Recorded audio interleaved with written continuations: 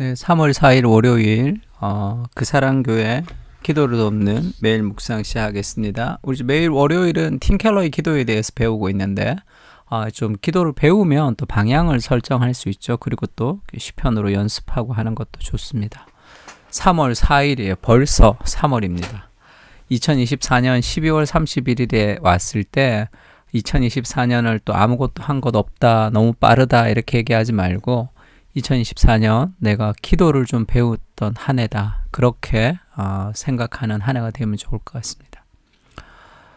지금 이 팀 켈러의 기도 중에 칼빈의 기도, 루터 칼빈 할 때 칼빈의 기도인데 뭐 요즘은 칼빈이라 아니 칼뱅이라 그러니까 이제 칼뱅의 기도 하려다가 또 칼뱅 누군지 모를 수도 있으니까 기독교 강요를 썼던 그 칼빈의 얘기죠. 기도에서 중요한 것은 사랑스럽고 행복한 두려움에 사로잡히라. 그러니까 the joyful fear. 행복한 두려움, 이 즐거운 두려움이 도대체 무엇이냐 할 때 칼뱅이 이것을 첫 번째 기도의 원칙이라고 얘기합니다. 경외 또는 하나님에 대한 두려움이에요. 기도라는 것은 우주를 다스리시는 전능하신 하나님을 독대하는 것입니다. 이게 신앙의 기본이에요. 이게 가장 기본이 되는. 우리가 예배를 드릴 때, 찬양을 드릴 때, 우리가 하나님 앞에 말씀을 읽을 때 대부분의 사람들은 내가 중심이 되어서 내가 예배드리고 내가 말씀 보고 내가 기도하고 내가 찬양하고 그 정도로 생각하는 경향이 있어요. 하나님에 대한 경외가 없는 거죠. 예배도 그 거룩하신 하나님 앞에 내가 나가는 것이고 찬양도 그 천지를 창조하신 그 하나님 앞에 기도라는 것, 말씀을 읽는다는 것도 그 거룩하신 하나님, 천지를 창조하셨던 빛이 있으라 하셨던 그 창조의 말씀이 지금 기록되어 있는 거죠. 그 하나님의 경외를 회복하는 그것이 필요합니다. 그러니까 너무 습관화되어 있는 것 같아요. 그래서 제가 그 주일날 예배드리러 갈 때 제가 그 분당 우리 교회 일부 예배 그 인터넷으로 예배를 다 드리고 이제 갑니다. 이제 아침에 일어나서 준비할 때도 그러면 제일 안타까울 때가 그래요. 우리 예배 끝나고 다 같이 기도합시다 하는데 그냥 그렇게 그냥 입술만 뭐 쭈글쭈글 하고 기도하는 그게 저는 계속 답답해요. 그게 거룩하신 하나님 앞에 내가 나왔잖아요. 하나님 앞에 정말 하나님이 내 앞에 있다고 생각하면 그렇게 기도할까? 마음을 다하고 뜻을 다하고 힘을 다해서 하나님을 사랑하라 할 때 그 마음이 좀 필요합니다.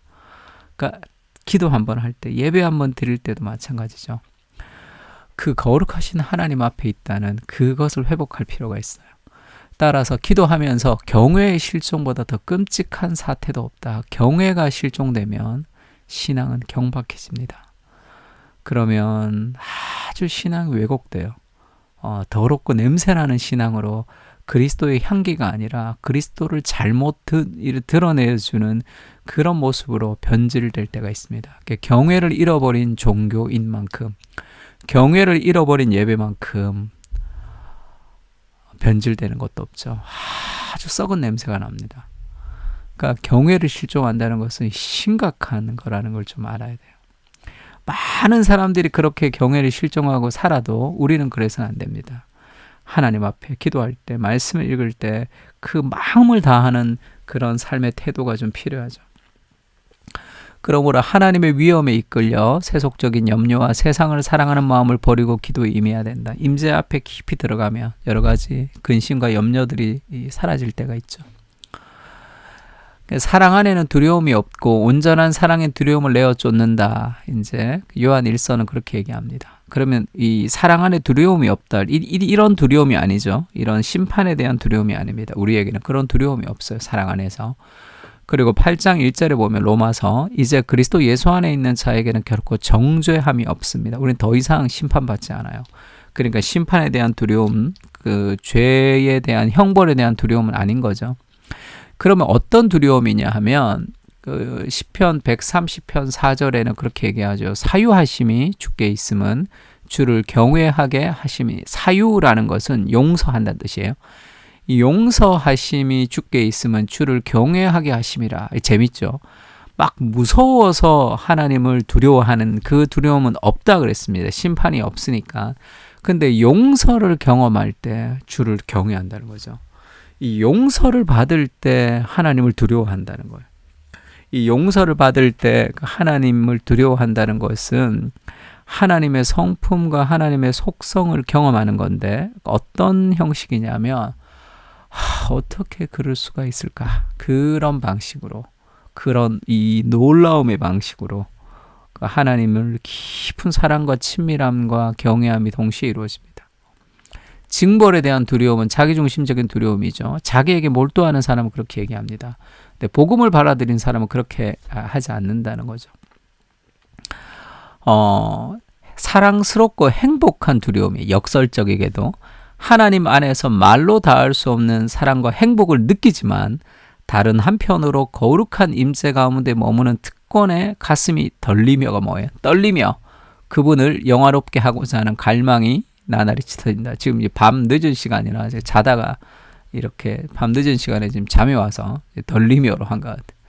주님 마음을 슬프게 하지 않을까 몹시 걱정한다. 이렇게 행복한 경험이지만 또 이 두려운 경험이죠. 뭐 예를 들면 어떻게 될까요? 이찬수 목사님 처음 만났을 때도 이름만 알고 유명하신 목사님을 내가 내 앞에 만나고 또 카톡을 주시고 그 다음에 왔다 갔다 하고 하는 그런 과정에서도 그런 마음이 좀 있었지만, 그 처음에 제가 이제 옥하는 목사님이라고 계셨어요. 사랑의 교회에 계셨던, 내가 정말 존경하던 목사님이었고 우리나라에서 참 존경받는 목사님이었죠. 책으로만 목사님을 내가 이제 알았는데 그 책도 내가 너무 사모했어요. 평신도를 깨운다는 책을. 그 목사님과 내가 한번 만나는 것도 아니고 같이 일할 수 있다는, 내가 국제제자훈련하는 곳에서 사역을 할 수 있다는 거, 제가 전도사가 됐는데 거기에 원장으로 옥하는 목사님이 계셨단 말이에요. 그 생각만 해도 가슴이 떨렸어요. 내가